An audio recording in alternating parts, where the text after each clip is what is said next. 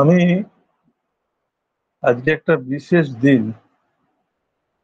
ঠিক আছে? একদম আমি চেষ্টা একদম করব। 22 আজকে শ্রাবণ। 22শে শ্রাবণ, ঠিক আছে? আমি প্রাণের ঠাকুর রবি ঠাকুর, একটা সময় ছিল রবীন্দ্রসঙ্গীত ছাড়া অন্য কিছু করতামই না, মানে এত এর মধ্যে ইনভলভ ছিলাম। যাই হোক, এখন পরম দয়ালের কে পেয়ে আর এই গানগুলো করাই হয় না, তবু চেষ্টা করছি আজকে একটা বিশেষ দিনে আমার প্রাণের ঠাকুর রবি ঠাকুরের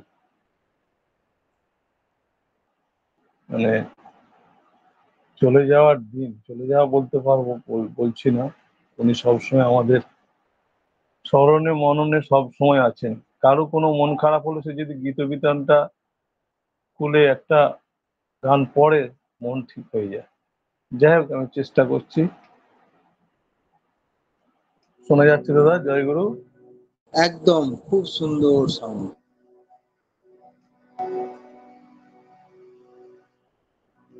আমি একটু পূজা পর্যায়ের গান,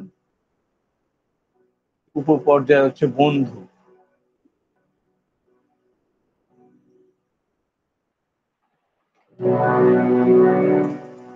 শুধু তোমার বাণী নয় গো হে বন্ধু হে প্রিয়, মাঝে মাঝে প্রাণে তোমার পরশানি দিও। শুধু তোমার বাণী নয় গো হে বন্ধু হে প্রিয়, মাঝে মাঝে প্রাণী তোমার পরশানি দিও। শুধু তোমার বাণী নয় গো হে বন্ধু হে প্রিয়।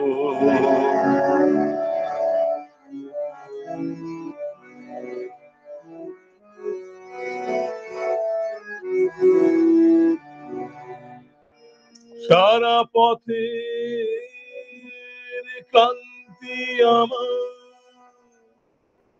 সারা দিনের তৃষা কেমন করে মেটাবো যে খুঁজে না পাই দিশা। সারা পথের ক্লান্তি আমার, সারা দিনের তৃষা কেমন করে মেটাবো যে খুঁজে না পাই দিশা। এ আধার যে পূর্ণ তোমায়, এ আধার যে পূর্ণ তোমায়, সেই কথা বলিও মাঝে মাঝে প্রাণে তোমার পরশখানি দিও। শুধু তোমার বাণী নয় গো হে বন্ধু হে প্রিয়, মাঝে মাঝে প্রাণে তোমার পরশখানি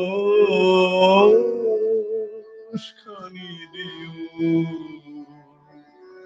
শুধু তোমার বাণী নয় গো হে বন্ধু হে প্রিয়।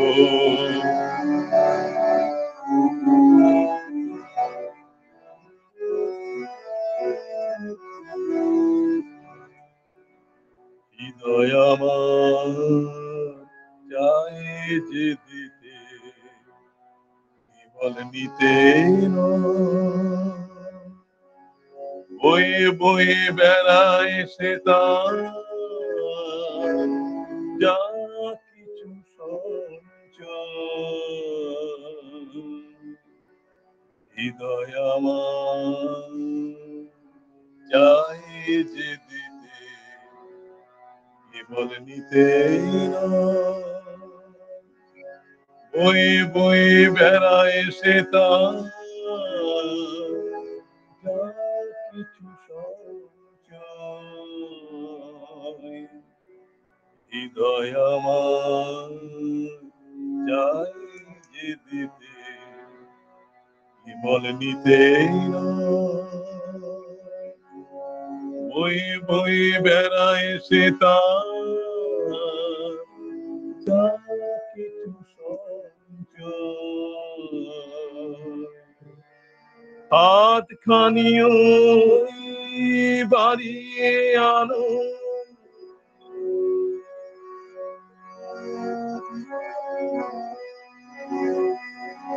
হাতখানিও বাড়িয়ে আনো দাও গো আমার হাতে ধরবো তারে ধরবো তারে রাখবো তারে সাথে। হাতখানিও বাড়িয়ে আনো দাও গো আমার হাতে ধরবো তারে পড়বো তারে রাখবো তারে সাথে। একলা পথে চলা আমার করবো রমণীয় মাঝে মাঝে প্রাণে তোমার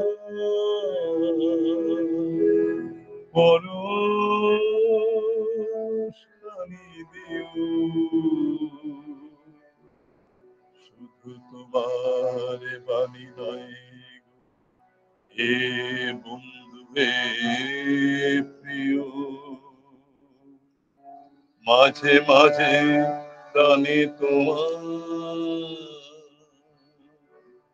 পরশখানি দিও শুধু তোমার বাণী নয় গো হে বন্ধু হে প্রিয় মাঝে মাঝে প্রাণে তোমার